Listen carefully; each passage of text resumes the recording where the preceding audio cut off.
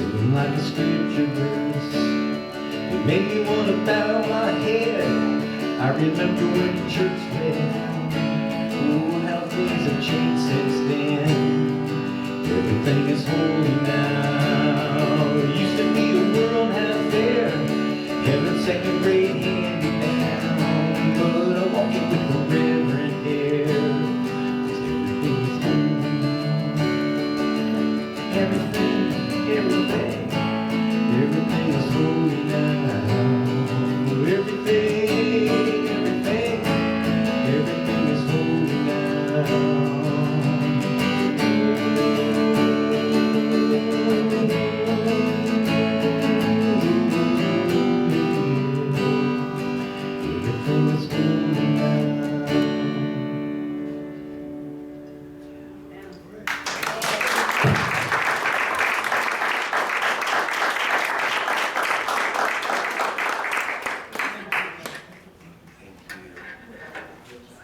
We are very fortunate today to have our very own Michael Patterson deliver our message.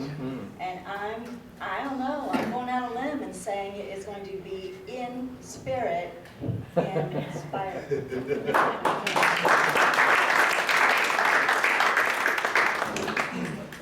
Good morning. Good morning. Thank you. Okay. And thank you, Andrea. Thank you, Russell.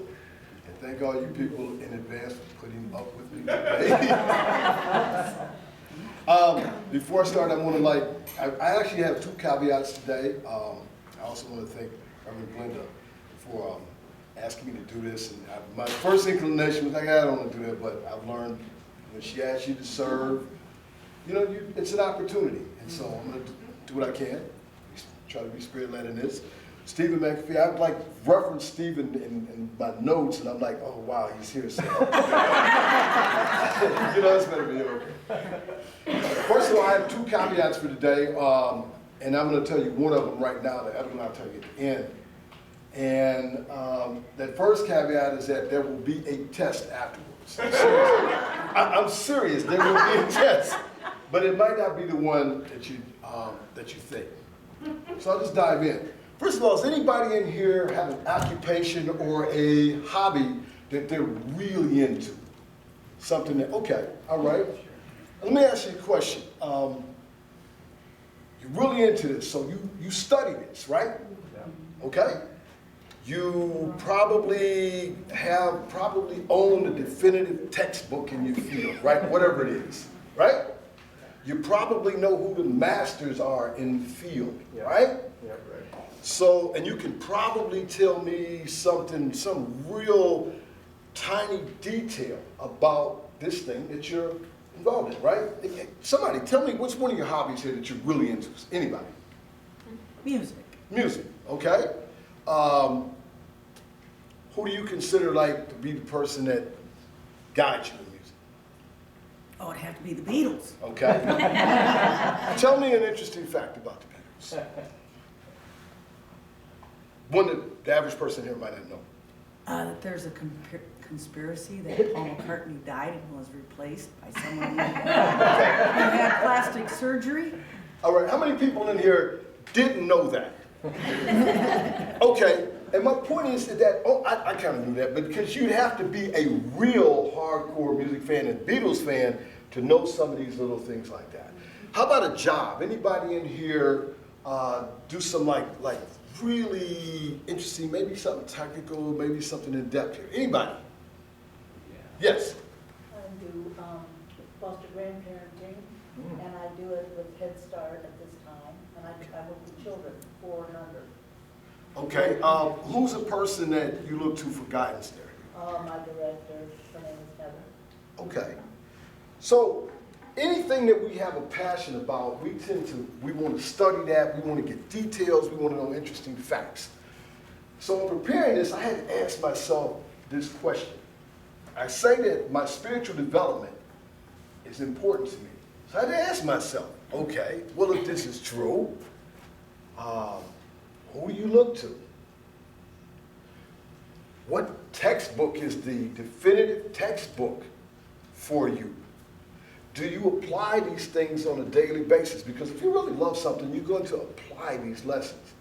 And furthermore, if I'm so into this and I know these things about it, maybe not all of it, but I'm so passionate about it, can I teach other people about this? And I think that's important. So I had to ask myself, do I look at my spiritual development the same way? Am I as passionate about my spiritual development as I am about music, because I'm a musician? Can I tell you little facts about, the things that I look at as a spirit? Hey, I'm getting ready to do something really bad. I'm going to get in trouble. That's my mom coming in. You're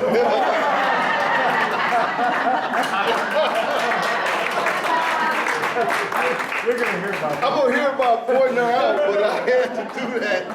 Okay. All righty. You guys can talk to Mom later. She's going to talk about me too. Lately, Reverend Glenda has been talking a lot, and let's get to, Russell mentioned the term New Thought, and I know that sometimes, let's be honest, there are people who deal with what is called New Thought who have an aversion to what they consider to be traditional Christianity. And Glenda has been trying to correct that because there are a couple things here. This is unity. This is a unity church. And if we are serious about who we are and what we study, we need to look to some of the foundations. And how many of you have seen this? Some of you have seen this book, Unity Basics.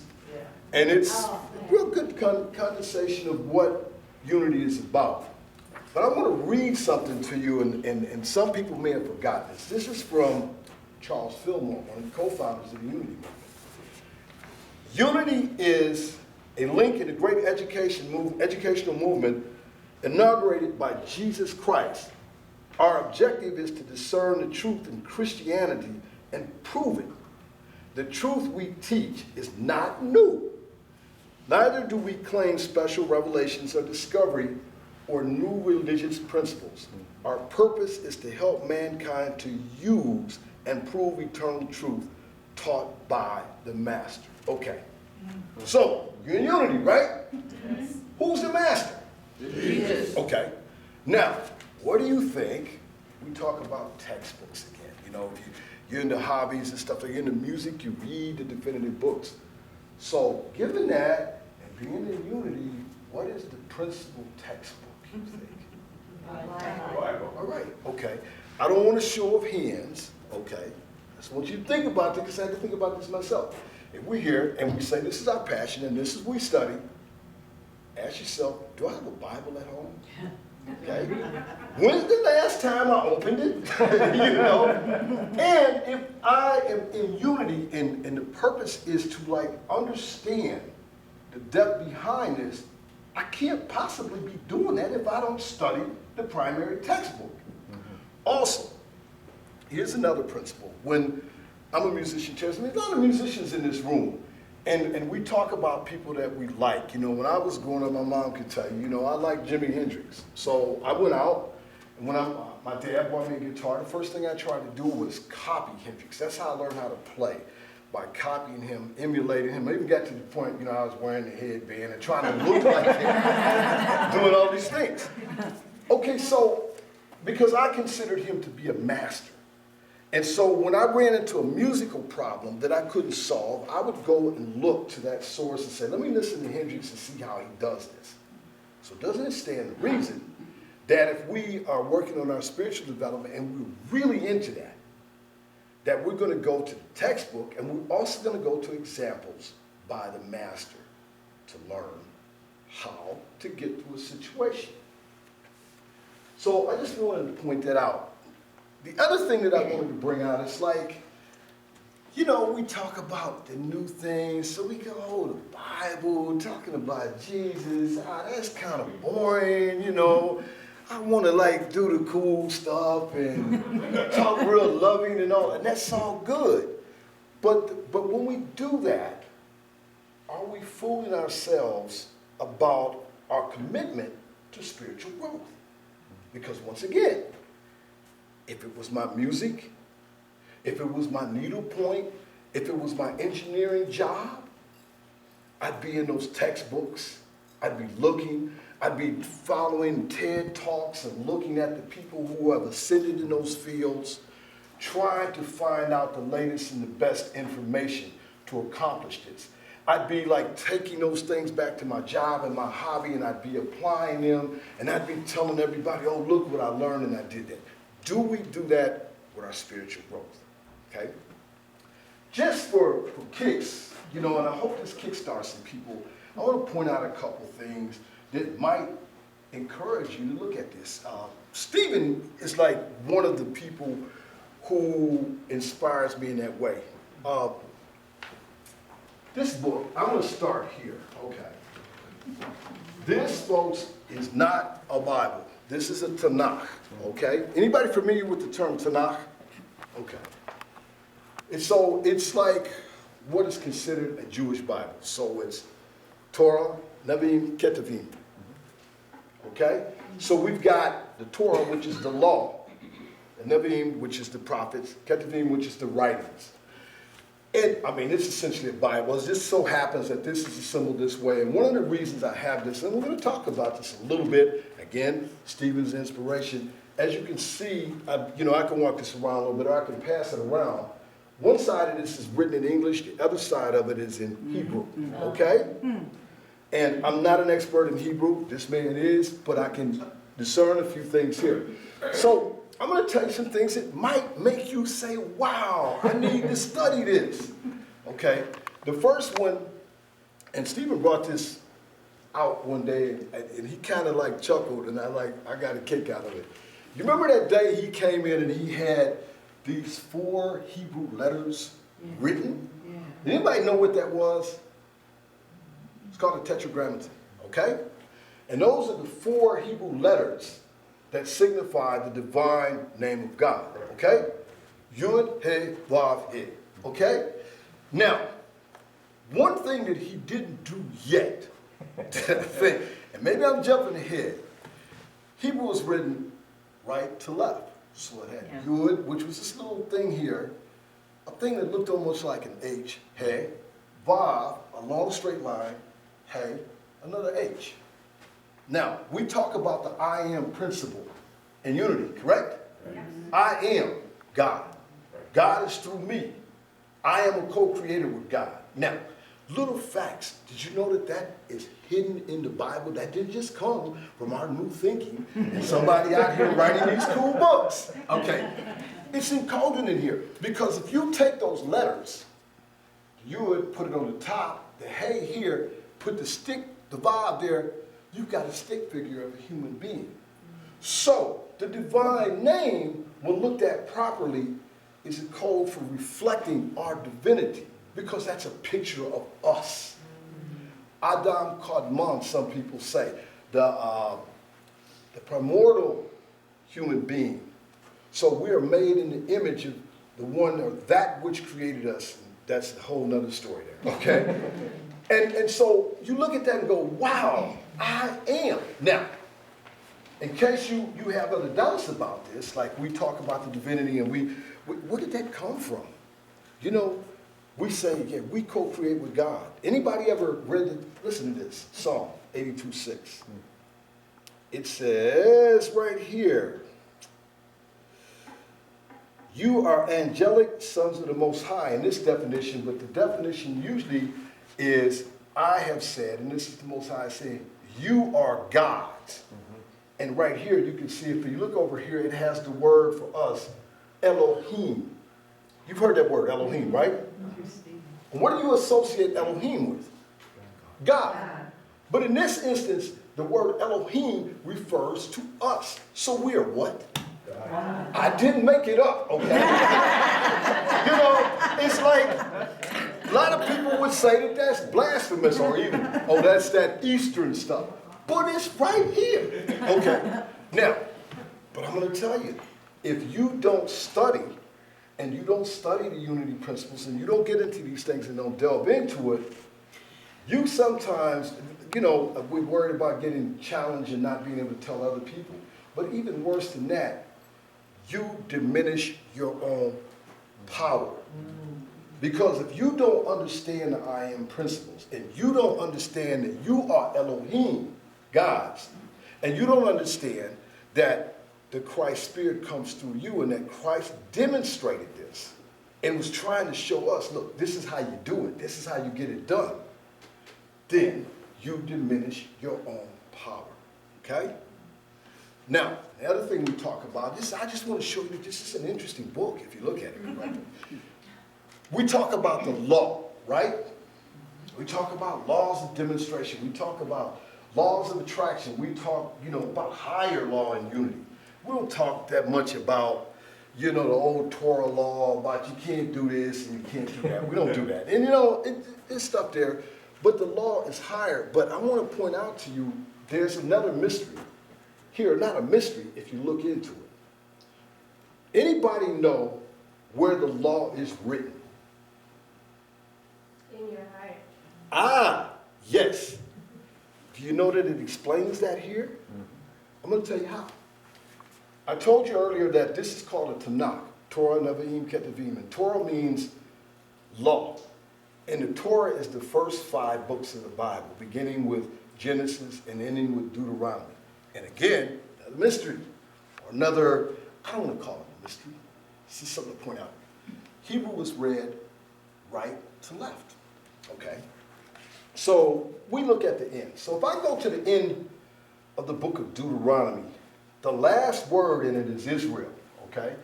Yisrael, some people say in Hebrew. And it ends with the letter Lamed, okay? The first book, Bereshit, or Genesis, begins with the letter Beit or Veit, depending upon where it is and how it is used, okay? And if you read this right to left, we take Lamed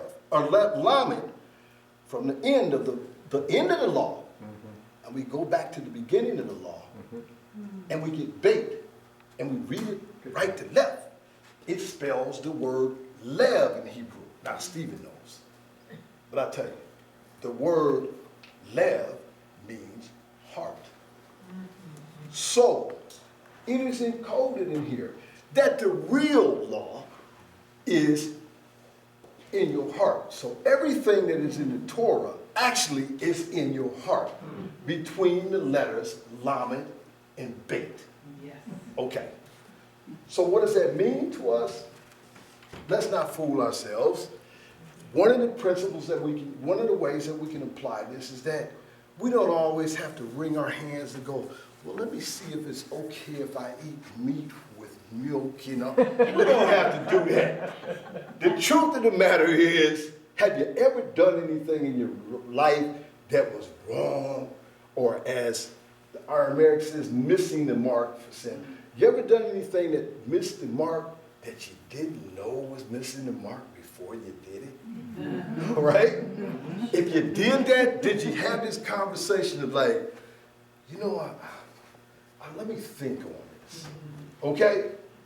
Because if I had to think on it, I was denying the spirit that was coming in. I was denying that the law was already written in my heart. We know that, right?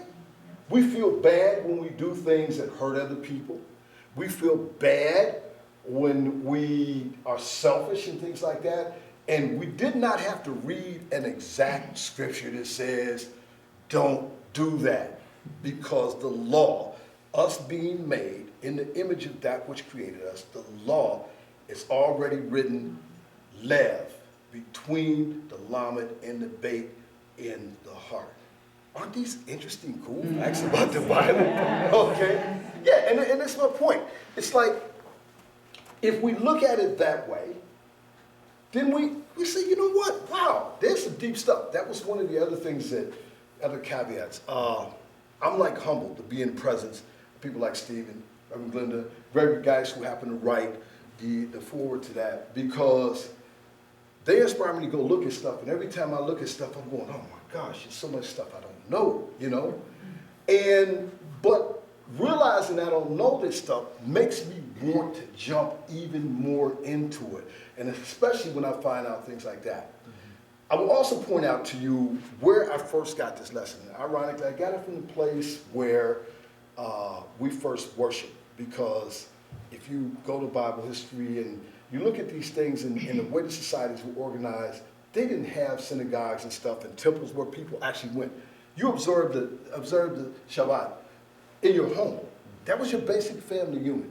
The first person who told me that the Bible was interesting was my father, you know. And the way he did it, it was like, he told me one day, because I was, talk to my mother later. She'll tell you what a terror I was. But we were talking, and my father was telling me, every answer that you want is in here. And anything that you ever want to talk about is in here. He said, name something. You know, I'm smart, Alex, so I'm radio. Okay? So my father texts me to the discussion of the Ark of the Covenant. In his voice coming through the Ark of the Covenant. I'm like, wow, okay. I'm in space. Missiles. Okay? He takes me to the book of Revelation in these flaming spirits. You know what? I give. Okay. But, and you know, he pointed it out to show me that these things were, but what he was really trying to point out to me is that, okay, rather than, you don't need to do that to play games and show things like that. He said, but what I'm trying to show you is that anything you need to know is here, but you have to look at it. You have to apply it. You have to go into it. Big thing here at Unity, we talk about the most important power that we have is what? Love. Okay? Sounds good. We love each other, right? Love folks. Easy, right? No. Okay. All right. And once again, how do we define this love? You know, how can we learn how to deal with love? Again, as Charles Fillmore said, who is the primary master teacher of the principle of love? Jesus. Where do we find the examples that he taught? Okay. For example, I'm going to make sure I'm going to be done after this. Okay? And, you know, there's a couple things. I'm going to go to the love. Well, first of all, let me go back to one other thing. We talk about the power that we have, the power to create, the power of the mind. What is it? As a person thinketh, James Allen. Okay? Where do you think he got that? Because that's a book that we talk about sometimes in Unity. As a man thinketh. Correct? Right. Where did he get the inspiration? Okay? Right. By Proverbs 23, 6 through 8. And it's actually, in that context, a lot of people think that it's talking about questioning the motives, because it's telling you don't eat with these people who got these bad things like that, and it's talking about questioning the motives of others around you. But I think it also really applies to questioning the motives that we have in ourselves. Why am I doing this? I have to make sure that there's a purity of thought and things like that. I have to question myself. Otherwise, I poison myself with negativity. So, you know, but in that poisonous negativity, we talk about why we don't manifest, because there's a law of this manifestation. And Christ talks about it. Just briefly, I don't know how many people have read like the story of when he's coming to the city and he and his disciples, they see this fig tree and he goes to get some figs and there's no figs on it, and Jesus, what? Okay, so he cursed the tree and says, you won't feed anybody else in that case, so you wouldn't feed me. You know, so they come back by and the tree is withered. And they're like, Master, look what happened. And he tells them that's the one about if you have real faith, you could say to this mountain, come up and be thrown into the sea, and it would happen. Okay? And there again is a lesson about how we do things, because what he is saying there is something that we use on a day-to-day basis. Here's the thing we do on our day-to-day basis. Well, I believe the universe, I believe God, whomever, is going to change that. But, in the meantime, I'm going to go down here and see if I can, pawn this ring or whatever. So we have this but. And so what happens is, whether we believe this or not, this undermines that whole principle of the power of the thought, what we're thinking. So what is actually going on It's what is happening is that we are manifesting what we're really saying. And what we say doesn't come out of our mouths. It comes out of the law, out of the heart. What's here is the truth. And how do you know the truth? Just look around you and see what you've manifested. Because we co-create just like that which created us, because we are what? Elohim, gods, okay? That's what the Bible teaches.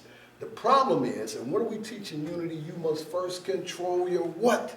Thoughts. So, and why must we control our thoughts? They are powerful. They co-create with God's power, the world around us. So if we don't control that, and we let our thoughts be chaotic, what do we end up with? A chaotic world, chaos. So when we order our thoughts, order our steps, as they say, then we get order. This is what we get. So that's what that passage is about. Whatever you ask for, not with this, whatever you ask for with this is what you're going to end up with, because that's the power. Last lesson. Love. We talk about love, and we talked about that. And there are a couple of stories, and I won't quote them because this is part of the test. I won't read them out of here. A couple of things that, and I'm going to say Jesus the Christ, not Jesus Christ, but Jesus the Christ. You get me? Yeah. You guys get that, right? Yeah. The Christ, okay? Right. Christ, and we manifested Christ in us too. Christ came. We don't just like that just to be, oh, wow, that's pretty. You know, we're supposed to remember that that means something. That's the divine spark that is in us, that which created us, okay? A couple of things that he said. He said, number one, love. Well, no big deal if you're nice against people who are nice to you. He said even the worst people do that. They love their whole family. You know, they might do anything to you, but even the worst do that. So he said, you know, I want to show you a more evolved sense of love. I'm going to show you what real love is. And here's a good one. I got a buddy named Foundation. He pointed out to me. He tells it in real street language, but think about this. Okay, we all know about Judas, right? Right. Or Judah properly, okay? And we know that he was going to betray his master, Jesus, Yeshua, in Hebrew. But Jesus never said, oh, man, go away, man, because you're getting ready to do me a job. He let him stay, right? He let him stay with him. And on the Passover, Pesach, there's a couple things that happened. He knew that Judas was going to go betray him. But before he let him leave, he said, hey, wait a minute, man. Sit down and have something to eat. Let me feed you, okay? This is a guy that he knows is going to betray him. And after that, what did he do? He took off his robe, and he had his disciples sit down, and he washed their feet, including Judas, right? Then he said, now, brother, go do what you got to do. But I just want to show you how much I love you, that I will still feed you. And he wasn't just feeding him food. He was trying to feed him something spiritual. And I will serve you. I will wash your feet. That was the demonstration of love that he had. And we've seen a modern demonstration of that recently.